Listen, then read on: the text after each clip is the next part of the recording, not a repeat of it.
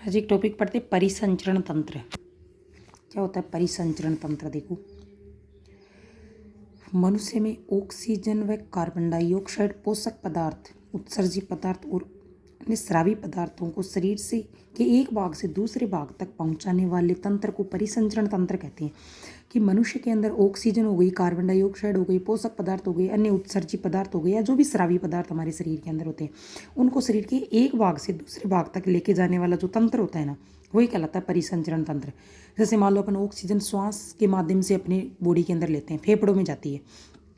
फेफड़ों में थोड़ी ना रहेगी, फेफड़ों से ये हमारे ब्लड के अंदर मिक्स होती है, ब्लड के अंदर मिक्स होकर के अपने शरीर के सभी कोशिकाओं अंगों तक ऑक्सीजन पहुंच जाती है। ठीक है, तो इसका मतलब ये है कि ब्लड या रुधिर के अंदर मिक्स हो रही है, रुधिर शरीर के सभी भागों तक लेके जा रहा है। इसका मतलब परिसंचरण का कार्य कौन करता है? अपने शरीर में रुधिर ही करता है। जितने भी अवशिष्ट पदार्थ होते हैं, कार्बन डाइऑक्साइड होती है, शरीर की विभिन्न कोशिकाओं से वापस रुधिर के अंदर मिक्स होती है, रुधिर के अंदर मिक्स होकर के अपने फेफड़ों में आती है और अपन वापस कार्बन डाइऑक्साइड को मुक्त कर देते हैं। ऐसे ही पोषक पदार्थ, जैसे मान लो अपन कोई भी फूड वगैरह ग्रहण करते हैं, तो फूड अपना जाएगा कहाँ पे? अपनी आंत, जैसे छोटी आंत में जो दीर्घरोम होते हैं, रसांकुर जिसको वीली बोलते हैं, वो अवशोषित कर लेते हैं।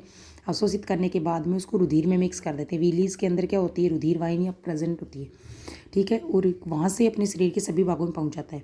तो इसका मतलब हो गया कि जो भी पोषक पदार्थों को, अवशिष्ट पदार्थों को शरीर के एक भागों से दूसरे भागों तक पहुँचाने वाला जो तंत्र होता है ना, वही कहलाता है परिसंचरण तंत्र। उसमें आ गया हृदय। हृदय के बारे में पढ़ेंगे। ये एक पेशीय अंग है। हृदय कैसा अंग होता है? एक पेशियों से बना हुआ अंग होता है, मांसपेशियों से, जिसको बोलते हैं ना मांसपेशियाँ, वैसे पेशियों से बना हुआ एक अंग है जो बंद मुट्ठी के आकार का होता है। हृदय की आकृति कैसी मानी जाती है? जैसे अपनी बंद मुट्ठी नहीं होती क्या, अपन ऐसे बंद मुट्ठी करके रखते हैं, तो बंद मुट्ठी के आकार की बस इतनी सी शेप होती है अपनी हृदय की। ये वक्ष गुहा में बाईं ओर स्थित होता है। कहाँ होता है ये? वक्ष गुहा में बाईं तरफ। जैसे अगर अपन हृदय की स्ट्रक्चर देख लें अपनी बुक में, तो अपने को ये देखने को मिलती है। देखो, जैसे ये हृदय का दायां आलिंद हो गया, ये हृदय का दायां निलय हो गया, ये हृदय का बायां आलिंद है, ये हृदय का बायां निलय है।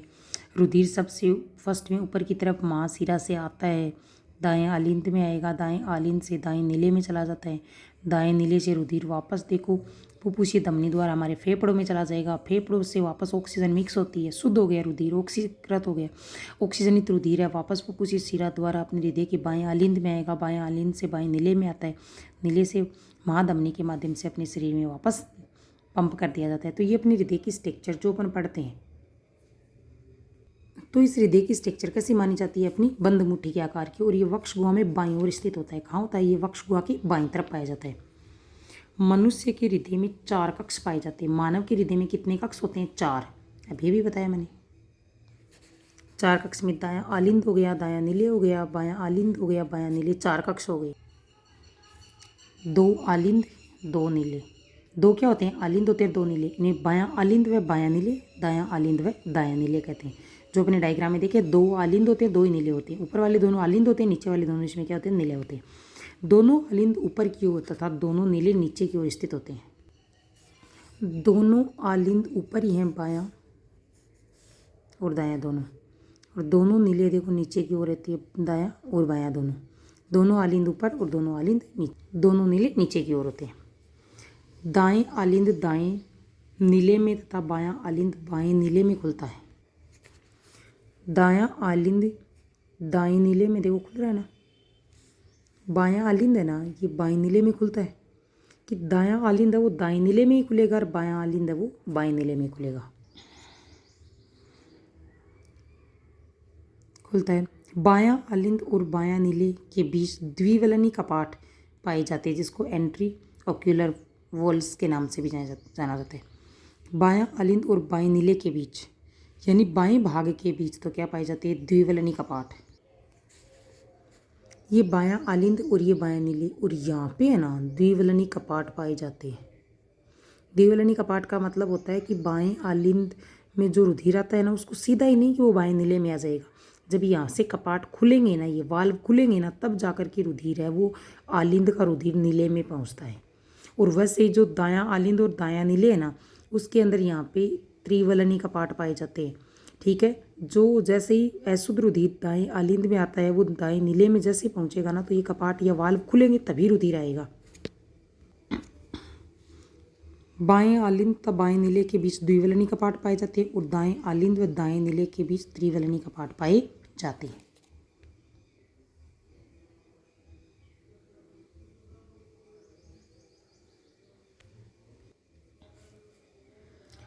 बाएं नीले का संबंध अर्धचंद्राकार वाल्व द्वारा महाधमनी से तथा दाएं नीले का संबंध अर्धचंद्राकार वाल्व द्वारा फुफ्फुसीय धमनी से होता है। देखो, जो बायां नीले है ना, बायां नीले, उसका संबंध तो होता है अर्धचंद्राकार वाल्व पाए जाते हैं, उससे सीधा का सीधा महाधमनी में रुधिर जाएगा। और जो दायां नीले है ना, दायां भाग, उसका संबंध अर्धचंद्राकार वाल्व द्वारा फुफ्फुसीय धमनी से होता है।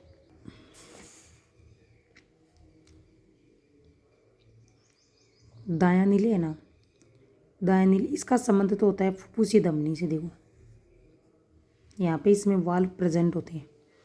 ये बायां नीले है ना, इसका संबंध होता है यहाँ से महाधमनी से, जो महाधमनी के माध्यम से रुधिर को क्या करती है, इसका संबंध होता है महाधमनी से।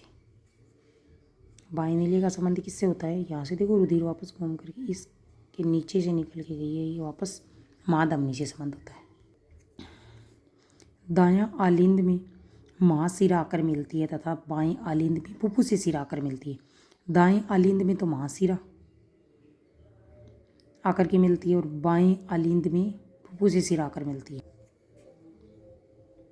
दाएं आलिंद में महाशिरा और बाएं आलिंद में फुफ्फुसीय शिरा, फुफ्फुसीय शिरा आ रही है ना, ये आकर के मिलती है। ये था अपने हृदय के बारे में बेसिक जानकारी। उसकी आउटर कैसा बन करेगा, मतलब हृदय की क्रियाविधि आगे पढ़ेंगे। हृदय की संरचना थी, हृदय की बनावट कैसे होती है, ये अपनी पूरी। अब हृदय की क्रियाविधि पढ़ेंगे। मनुष्य के हृदय में रक्त एक चक्कर में 2 बार आता है। मनुष्य के हृदय में रक्त एक चक्कर में कितनी बार आता है, 2 बार। इसलिए मनुष्य में दोहरा परिसंचरण तंत्र पाया जाता है। इसलिए मानव में कौन सा परिसंचरण तंत्र होता है, दोहरा परिसंचरण तंत्र पाया जाता है। सबसे पहले शरीर की प्रत्येक कोशिकाओं से अशुद्ध रक्त शिराओं द्वारा महाशिरा में लाया जाता है। सबसे पहले शरीर की प्रत्येक कोशिकाओं से अशुद्ध रक्त शिराओं द्वारा महाशिरा में लाया जाता है और महाशिरा हृदय के दाएं भाग में खुलती है और दाएं भाग में सबसे पहले रक्त दाएं आलिंद में आता है और दाएं आलिंद जब पूरा भर जाता है तो दाएं आलिंद व दाएं नीले के बीच स्थित त्रिवलनी कपाट खुल जाते हैं और रक्त दाएं नीले में आ जाता है। डायग्राम से समझना। देखो, यहाँ पे ऊपर की तरफ महाशिरा बनी हुई है, तो सबसे फर्स्ट में रुधिर महाशिरा में आएगा। शरीर की अनेक शिराओं से रुधिर महाशिरा में डाला जाता है। महाशिरा में जो रुधिर होता है ना, वो अशुद्ध रुधिर होता है हमेशा, ठीक है, जिसमें कार्बन डाइऑक्साइड मिक्स होती है। तो महाशिरा में जो रुधिर आता है, सबसे फर्स्ट में महाशिरा से रुधिर दाएं आलिंद में आता है। जब ये दायां आलिंद पूरा रुधिर से भर जाएगा ना, उसके बाद यहाँ पे पाए जाने वाले त्रिवलनी कपाट खुलेंगे और खुलते ही सारा का सारा रुधिर है वो दाएं नीले में आ जाता है।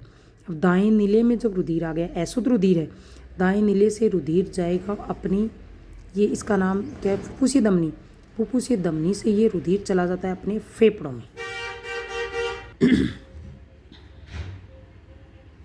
तो देखो, यही मैंने बताया कि सबसे पहले शरीर की प्रत्येक कोशिकाओं से अशुद्ध रक्त आता है, शिराओं द्वारा महाशिरा में आएगा। महाशिरा हृदय के दाएं भाग में खुलती है, ऊपर दिखाया ना, दाएं भाग में। दाएं भाग में सबसे पहले रक्त दाएं आलिंद में आता है। दाएं आलिंद जब पूरा भर जाएगा तो दाएं आलिंद व दाएं नीले के बीच स्थित त्रिवलनी कपाट खुल जाते हैं और रक्त दाएं नीले में आ जाता है। दायां नीले जब संकुचित होता है तो ये रक्त फुफ्फुसीय धमनी के द्वारा फेफड़ों तक पहुंचता है और फेफड़ों में ऑक्सीजन को जोड़कर हृदय के बाएं भाग में फुफ्फुसीय शिरा द्वारा प्रवेश करता है। बाएं भाग में दाएं भाग के समान ही पहले रक्त आलिंद में आता है। आलिंद जब संकुचित होता है तो द्विवलनी कपाट द्वारा रक्त बाएं नीले में आ जाता है। बाएं नीले जब संकुचित होता है तो ये रक्त महाधमनी में आ जाएगा और महाधमनी से छोटी छोटी धमनियों के द्वारा शरीर की प्रत्येक कोशिकाओं तक पहुंचा दिया जाता है। कि यहाँ पे शरीर की प्रत्येक कोशिकाओं तक रक्त पहुंचाया जाता है। अब डायग्रामेटिक समझ रहे हैं इस पॉइंट को। देखो, सबसे फर्स्ट में अशुद्ध रुधिर शरीर की शिराओं द्वारा महाशिरा में लाया जाता है। महाशिरा से रुधिर, अशुद्ध रुधिर ही दाएं आलिंद से जैसे ही त्रिवलनी कपाट खुलेंगे दाएं नीले से रुधिर फुफ्फुसीय धमनी द्वारा फेफड़ों में जाता है, जहाँ से रुधिर कार्बन डाइऑक्साइड को तो छोड़ देता है फेफड़ों में। जिसको अपन श्वसन द्वारा बाहर निकाल देते हैं। ऑक्सीजन जोड़ता है, ऑक्सीजन जोड़ते ही रुधिर हो जाता है शुद्ध। शुद्ध रुधिर फुफ्फुसीय शिरा द्वारा बाएं आलिंद में बाएं आलिंद के जब द्विवलनी का पार्ट खोलते हैं तो बाएं नीले में रुधिर आएगा और बाएं नीले से रुधिर महाधमनी द्वारा शरीर की अनेक धमनियों में भेजा जाता है। धमनियों से शरीर की प्रत्येक कोशिकाओं तक रुधिर को पंप कर दिया जाता है। ये थी अपने हृदय की क्रिया विधि, जिसको आप ध्यान से देखना। बहुत ही शॉर्ट वीडियो में बहुत ही अच्छी तरीके से नोट्स बनाए हुए हैं।